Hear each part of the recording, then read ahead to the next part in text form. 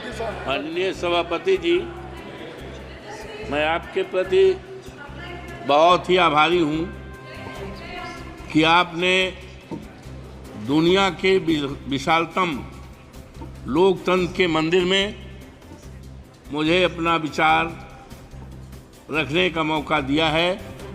मैं आपके प्रति बहुत ही आभारी हूँ और आज इस आदरणीय सदन में उन तमाम माननीय सदस्यों के प्रति आभार प्रकट करता हूँ, उनका अभिनंदन करता हूँ, स्वागत करता हूँ, बधाई देता हूँ जो आज इस महान सदन में अपने अपने क्षेत्रों से जीत के आए हैं। माननीय सभापति जी, मैं अपने नेता माननीय अखिलेश यादव जी के प्रति आभार प्रकट करता हूँ कि उन्होंने एक ऐसी सीट जो अयोध्या में है, प्रभु श्री राम मर्यादा पुरुषोत्तम राम की धरती पे है, जिस सीट के लिए 54 फैजाबाद के लिए देश और दुनिया की निगाहें लगी थी।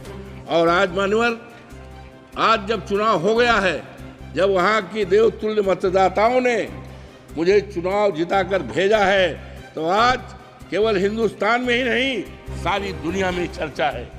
मान्यवर, मैं देवतुल्य मतदाताओं को आभार प्रकट करता हूँ, प्रभु श्री राम के प्रति अपनी आस्था और आभार प्रकट करता हूँ और मैंने महामहिम राष्ट्रपति जी के अभिभाषण को सुना और देखा। मान्यवर, ये 29 पृष्ठ का है, लेकिन मुझे खेद है कि महामहिम राष्ट्रपति जी का नाम यहाँ होना चाहिए था, जहाँ संसद के समक्ष भारत के राष्ट्रपति का अभिभाषण। ये दुनिया के में किस तरह के मैसेज जाएगा, हमारे देश में कौन से राष्ट्रपति हैं, उनका क्या नाम है, इसको मान्यवर होना चाहिए था। मान्यवर, मुझे बड़ा ही आश्चर्य हुआ जब ये 29 पेज के अभिभाषण में कहीं पर भी अयोध्या का नाम नहीं है, मर्यादा पुरुषोत्तम राम की धरती का नाम नहीं है, जहां से मर्यादा केवल अयोध्या में ही नहीं सारे देश में मर्यादा अंकित हुई है, उसका कहीं चित्रण नहीं है। मान्यवर, मुझे बड़ा ही अफसोस हुआ कि अभी परसों मैं गया था अयोध्या में, वहाँ की गलियों को देखा था, कीचड़ भरा है और जहाँ पर हमारे देश के आदरणीय प्रधानमंत्री जी ने 6 महीने पहले एक रेलवे स्टेशन का जो अयोध्या के नाम है उसका उद्घाटन किया था। 150 से ज़्यादा बाउंड्री वाल है, ढह गई है। और सबसे दुखद पहलू है मान्यवर, सबसे दुखद पहलू है कि स्टेशन से आकर के केवल हिंदुस्तान के ही नहीं दुनिया के न जाने कितने लोग प्रभु राम श्री राम के मंदिर का दर्शन करने के लिए जाते हैं। 1 किलोमीटर की सड़क है, इतनी गंदगी है, इतनी गंदगी है कि लगता है सारी दुनिया की गंदगी अयोध्या में आ गई है। अब कैसे कैसे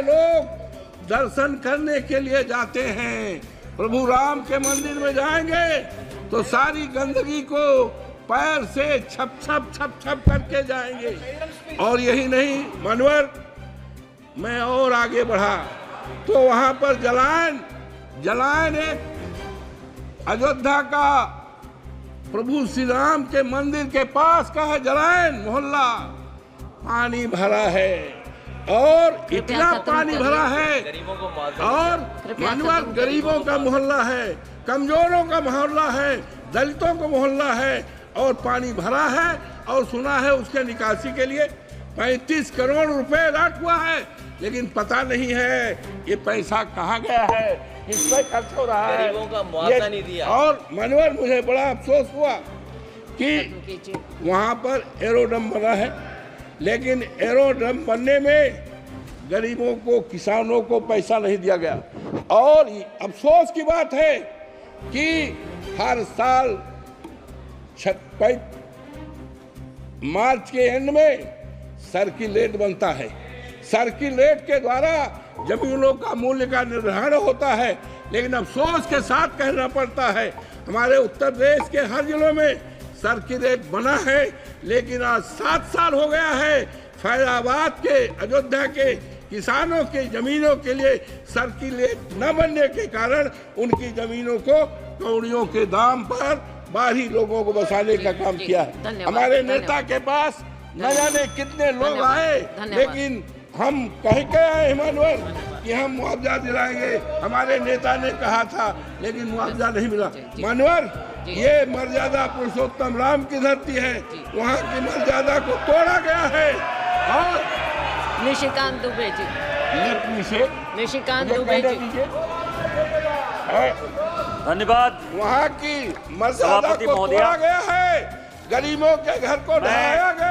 अनुराग सिंह ठाकुर द्वारा प्रस्तुत राष्ट्रपति के अभिभाषण के धन्यवाद प्रस्ताव का समर्थन करने के लिए खड़ा हुआ।